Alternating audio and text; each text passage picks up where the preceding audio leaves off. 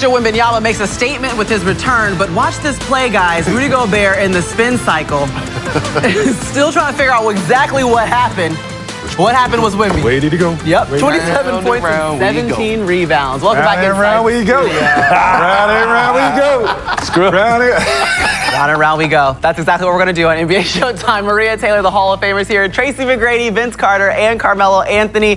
Yes, they went around the world. That's exactly what happened. The Spurs laying on the hammer to the Minnesota Timberwolves, and Victor Wembanyama really coming back and making a difference in this game. We can go back to the first 6 minutes because I keep pointing to it. He had 16 points, guys, and 5 rebounds. Before we looked up, he was sitting down on the bench, and he had already made a statement, BC. Yeah, that's what it's all about. I mean, this is your star player taking onus, and he said, yes, I put you guys in a situation where I was not available. This is how I make up for it. The first 6 minutes, I'm going to put my imprint on the game, and we're going to roll from there, and they never look back. Never look back. This was the first 6 minutes was Wemby's public apology to the team, right? I like that. I like that, Mel. That was a public apology to the team, and I think the team. I think he came out one that really set that tone. Like I don't like what happened. I don't like what I did. I don't like the scrutiny that's coming with this. I'm a basketball player first, and this is playoff basketball, and I'm going to set the tone in these first 6 minutes. And his team followed them, and it was great to see tonight. It was great to see him. He took over this game. I mean, the skill set was on display from him putting the ball on the floor, getting downhill, stretching the floor, defensively. Everything that a basketball player could do in a game, he did it. All the good stuff. So, again, he just put his imprint all over this game. And like Mel say, those first 6 minutes, man, he let it be known that I apologize to my team and to this organization, and I got us from this point on. Yeah. Can we give some love to Keldon Johnson? Let's do it. Big time. 21 points off the bench for Keldon Johnson. The most he's ever scored in a playoff game is 11 points. He's in his 7th season, but he was huge, full of energy, added exactly what they needed off the bench. That's it. He found his way, 8 for 11. I mean, just efficient, continued to attack. Early, he didn't see the ball go in, but he was still in attack mode. And how do you do that? Go rebound, make plays, hustle plays, run the floor. And he started just to see the ball go in. 21 points. I mean, they had 49 points off the bench, and he had almost half of them just with his energy and effort. 68 points in the paint. Yeah, to 36. And that's where I was going. I'll tell you what he did. Like, because he's been struggling with his shot a little bit. He got into that paint. He used his muscle, right? He applied that pressure, and it looked like he understood that this is a very physical series. I need to apply that. I need to be physical, because the way he was getting downhill and getting to that paint and using his body to finish, he had it on his mind. So yes. Mr. Sixth Man of the Year, by the way, Keldon Johnson, doing exactly what he's done all season long, applying it to the playoffs as well. Okay, so if you're Minnesota, let's take a moment and think, where do we go from here, T-Mac? Obviously, you're going back home, so that's great. You have pulled out some victories there, but what do you have to do and change the tone of this series? Well, it's the tale of real two teams, right? When I watch Minnesota, I watch an indecisive team. I watch, it's not fluid to me. It's all over the place. When you watch the Spurs, it is well-oiled. They're very decisive. They're very deliberate in where they want to go with the ball. Minnesota, on the other hand, it's all over the place. It's sporadic. So for me, it's like, if Ant-Man is not having a good game, who's going to step up for Ant-Man? And we haven't figured out who that guy is consistently. We know who can step up for San Antonio. And like I said, just Minnesota, we don't know. And Dylan Harper step up. We've seen Stephon Castle step up. And it's almost like Ant-Man has to have a great game. He has to have a great game because we don't even know who his number 2 is. It's Julius Randle's supposed to be his number 2. In this series, he hasn't performed like it, and I think it has to be him. What do you think, Mel? I'm just looking at Julius Randle. You know, when we talked about who is Ant's number 2, right? And I don't want to let Ant off the hook either. Like, when he get the ball up, Ant on the double team, go back and get the ball. Like, I just want to throw that out there. Don't stand there half. Especially when things are stagnant. Especially when things are stagnant. But Julius Randle, to me, like, what is wrong with him? He's just settling to me. Like, he's settling, bro. Mac, you know that if 3 games straight with 12 points in the second round of the playoffs, where you supposed to be the number 2 guy, that's just unacceptable. And I think he's settling too much. He's overthinking the game. If you look back at the conference finals last year with Julius Randle, he was aggressive, he was downhill, he was physical, he was playing out the double teams, he was passing, he was just a confident player.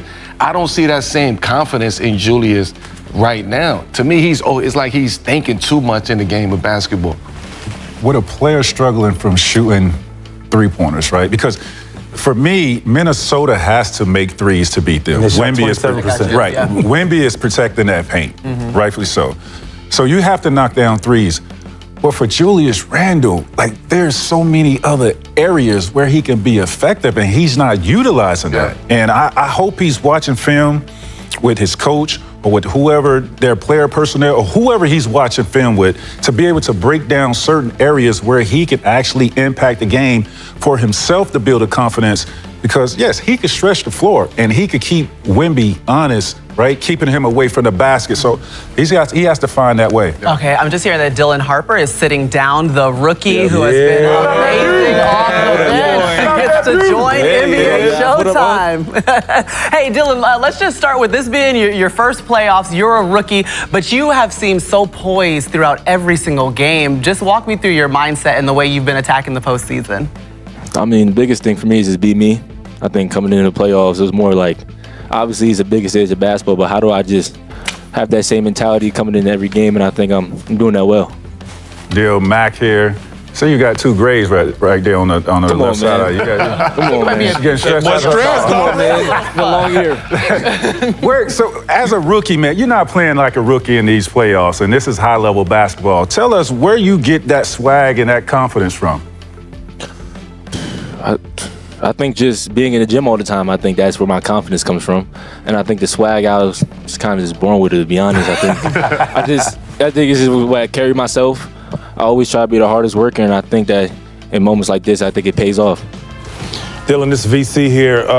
It seems like you've taken the Manu Ginobili six-man role to where you come in the game and you change the pace, make the difference, or whatever the case may be. Talk about that. Like, you ready to go as soon as you step into the game.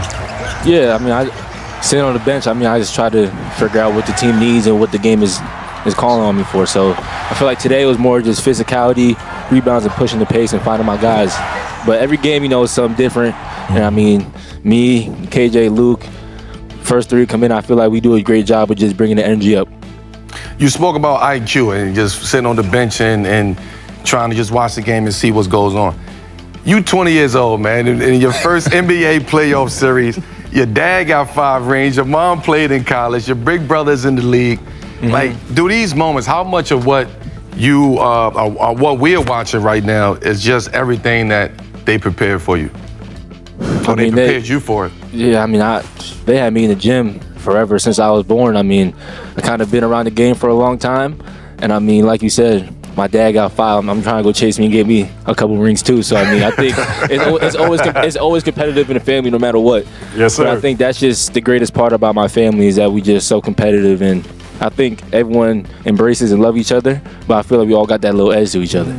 I have another question. This VC again. In preparation for this game, we knew Wemby was going to come out ready to play and fired up, but you also knew the level of physicality was going to go up another notch. How were you guys able to play the game under control and poised and support Wemby with that? Because you noticed there was a lot of pushing around, but everybody still stayed under control and poised. How were you guys prepared for that?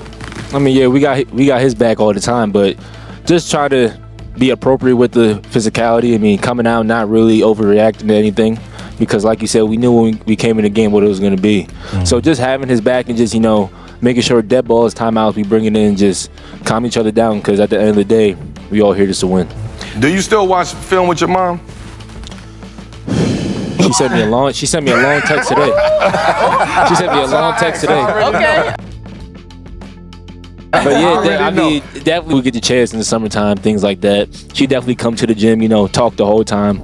But I mean, that's motherly love. I love it. Yeah, shout out to mom. You know, just some days removed from Mother's Day. So congratulations on yet another win to Dylan Harper, playing so good, so poised in his rookie season and doing a great job helping to lead his team. The Spurs now with the 3-2 lead over the Minnesota Timberwolves in the Western Conference semis. But guys, that's all the time that we have for you right now on NBC.